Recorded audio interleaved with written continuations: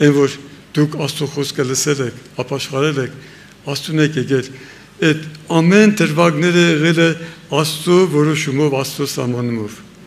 Այն որ հանդիպում է եղել, այն որ ասենք ինչ-որ մի դեպք եղել, որ արիտ եղել, Աստծու մասին լսելու, այդտեղ ոչ մի պատահական բան չի եղել։ Ես վերջերս շարունակ հիշում եմ իմ կյանքից, հիշում եմ իմ դարձը, իմ ապաշխարությունը եւ աղոթներում միշտ հիշում եմ։ Աղոթներում ես ասում եմ, Տեր, ես հիշում եմ 1968 թվականի մարտի 5-ը, երբ որ դու ինձ այցելություն արեցիր եւ փոխեցիր։ Սովորում եմ Երևանում դպրոցում 9-րդ դասարան ավարտելուց հետո պետք է շարունակենք ավարտական դասարանը, արձակուրդից որ եկանք, լսեցի, որ իմ դասընկերներից մեկը անունը Ռաֆայել, ձեր քաղաքից է, ապաշխարել է, հավատում է, Աստծուն է հավատում։ Հետո նայեցի, որ ընկերոջ ռեժիմը, գրաֆիկը արդեն մեզանից խիստ տարբերվում է, մեզանից շուտ է արթնանում, ինձ հետաքրքրեց, այս ինչ բան է, ինչի է շուտ արթնանում,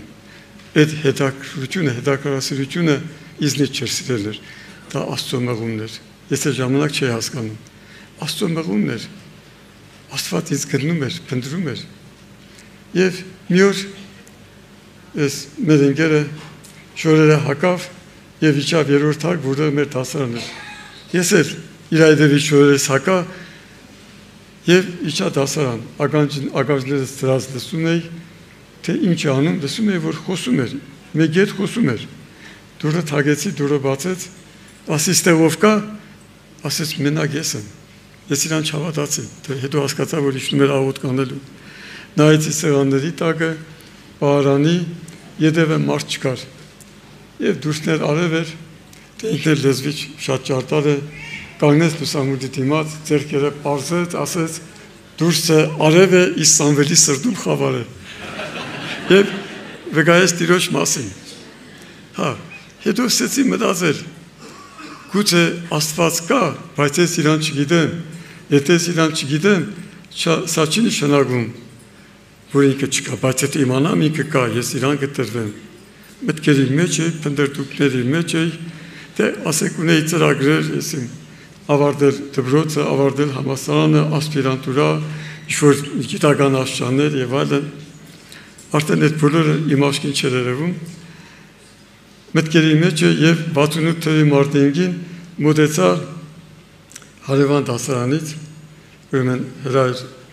հրատ եղբորենց, իրանց դասարանից մեկին Ղարաբաղի Մարտակերտի շրջանի մեջ են ճուղից էր,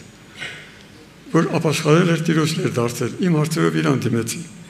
եւ իրա խոսելու ժամանակ այսօրվա պես հիշում եմ, կարծես երկնքից մի ձեռք իջավ իմ վրա եւ իմ մտքի վրայից մի վարակույր, մի սև քող ենկոմ քաշեց, կարծես մինչև այդ պահը ես կույր էի եւ արդեն տեսնում էի, եւ ավելին այդ գիշեր Աստված ինձ այցելեց, իմ այդ զգացում եղավ, ինչպես որ հիվանդը դրված է օպերացիայի սեղանին ու բժիշկը անում է գործողություն, ինձ թվաց Աստված իմ ներսի հետ արեց մի գործողություն։ Նախ միջև այդ ես 3 տարի անքնությամբ եմ տարապել, այդ օրվանից իմ անքնությունը անցավ եւ միջև հիմա շատ հանգիստ քնում եմ, խորը քնում եմ, Աստծուն փառք։ Երբ որ օրը սկսվեց, ինչպես նախորդ օրերը, ասենք ընկերներով, ասենք մոտենում ենք, ասենք իրար հետ հանակ ենք անում, բոքսում ենք, վիզ ենք կամում։ Իմ ընկերները մոտենում էին, իմ դասընկերները, բոքսում էին, վիզս կամում էին։ Եթե մի օր առաջներ նույնը ես էի անելու, գումարած նաև հայոյանքներ, բայց ապշում էի, զարմանում էի, իմ հետ ինչ է կատարվել, ոչ թե ինձ զսպում էի, որ հանկարծ հայոյանք չանեմ, չխփեմ, այլ ի վիճակի չէի։ Եվ ես ապշած էի, իմ հետ ինչ է կատարվել։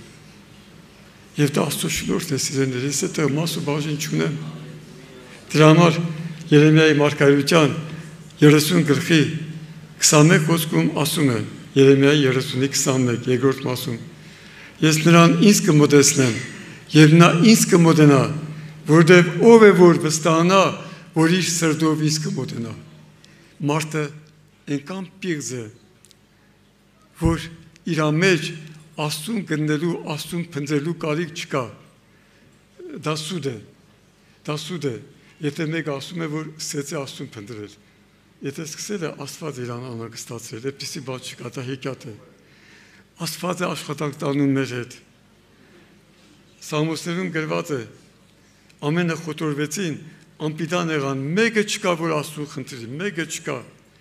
Ամենքս ոչխարների պես մոլորվեցին, յուրաքանչյուրը իր ճանապարհին տարավ։ Մարդը պիղծ է իր ամբողջ էությամբ, պղծված է իր շնչով, իր կամքով, իր մտքով, իր ամբողջ էությամբ, մարդու մեջ Աստծու ներտալու փափակ չկա։ Աստված է այցելում, Աստված է մարդու հետ աշխատանք տանում, որ մարդը իրան փնտրի, իրան դառնա, իրան կանչի։ Եվ սա Աստծո սերն, Աստծո ողորմությունն է։ Աստծուն փառք իր անսահման սիրո համար։ Այո, սիրեներ, Աստծո հավիտենական նպատակը դա էր, որպեսզի մենք լինենք իր զավակները, որպեսզի Աստված հայտնվեր որպես մեր հայր, եւ դրա համար Տեր Հիսուսը իր աղոթքում հետևյալ խոսքեր ասեց, որ գրված է Մատթեոսի ավետարանի գլուխ 11 20 խոսքից։ Այն ժամանակ Հիսուսը պատասխան տվավ ու ասեց. «Գանում եմ քեզանից, ով հայր, երկնքի եւ երկրի Տեր, որ իմաստուններից ու գիտուններից այս բաները ծածկեցիր եւ երեխաներին հայտնեցիր։ Այո, ով հայր, որտեղ այսպես հաջող եղավ քո առաջին։ Ամեն բանից տրվեցի մորից, եւ ոչ ով չի ճանաչում որդուն, բայց միայն հայրը, եւ ոչ ով չի ճանաչում հորը, բայց միայն որդին, եւ ում որդին կամենա հայտնել։ Որդու հայտնությունը նաեւ հոր հայտնությունն է։ Եվ դրա համար Տեր Հիսուսը Փիլիպոսին ասեց. «Այսքան ժամանակ ես ձեզ հետ եմ, ինչպես եք ասում, որ հայրը ցույց տուր մեզ, չեք հավատում, թե ես հոր մեջ եմ եւ հայրը իմ մեջ է։ Նա որ ինձ տեսավ, հորը տեսավ»։ Եվ վերջում եզրափակման մեջ սա ուզում ասել. հավիտեններից առաջ, աշխարհի արարումից առաջ նախասահմանված էր, որոշված էր, որ Հիսուս Քրիստոսով մենք պետք է լինենք Աստծո զավակներ, Աստծո ժառանգներ, հավիտյան Աստծո հետ պետք է լինենք։ Եվ հավիտենության մեջ նորից կենտրոնը լինելու է Քրիստոսը։ Հավիտենության մեջ կենտրոնը նորից լինելու է մորթված կառը։ Տեր Հիսուսը խաչվեց, մեռավ, հարություն արավ իր վերքերով, համբարձվեց, երկինք բարձրացավ, որ աշխոմն է որպես մեր բարեխոս եւ քանապետ իր վերքերով։ Եվ երկնքում մենք իրան պետք է տեսնենք ոչ միայն Հուդայի ցեղից արյուծ, որ հաղթող է, այլ նաև մորթված կար։ Իր լիությունից շնորհք ենք առնելու շնորհքի վրա։ Եվ դրա համար ուզում եի հիշեցնել Պետրոս առաքյալի խոսքերը, որ իր առաջի թղթում է գրում. «Գիտենալով, որ հայրերից ավանդված ունայն վարմունքներից փրկվեցիք ոչ թե ապագանացու արծաթով կամ ոսկով, այլ Քրիստոսի պատվական արյունով, անբիծ եւ անարատ մի կարի, որ որոշված էր աշխարհի ստեղծելուց առաջ»։ Հայրենության գրքի 5-րդ գլխում գրված է համար 5-ից. «Եվ երեսներից մեկ ասեց ինձ. լաց մի լինիր, ահա հաղթեց արյուծը, որ Ուդայի ցեղիցն է, Դավիթի արմատը, որ գիրկը բանա եւ նրա 7 կնիկները լուծե։ Եվ տեսա, եւ ահա այն աթոռի մեջ եւ 4 կենտանների մեջ եւ երեսների մեջ մի գար կանգնած մորթվածի նման, որ 7 եղջյուր ուներ եւ 7 աչք, որ Աստծո 7 հոգիքն են, որ ուղարկում են բոլոր երկիր։ Եվ նա եկավ եւ գիրկը արավ աթոռի վրա նստողի ձեռքից,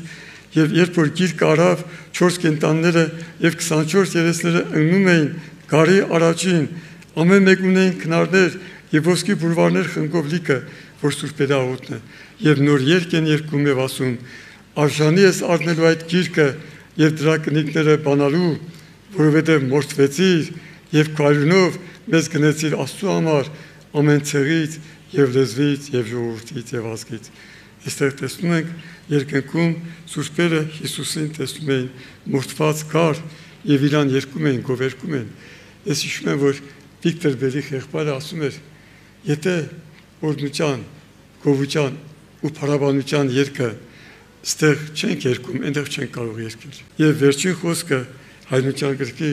13:8-ը նույնպես սիրելիներ, հավիտենության մեջ էլի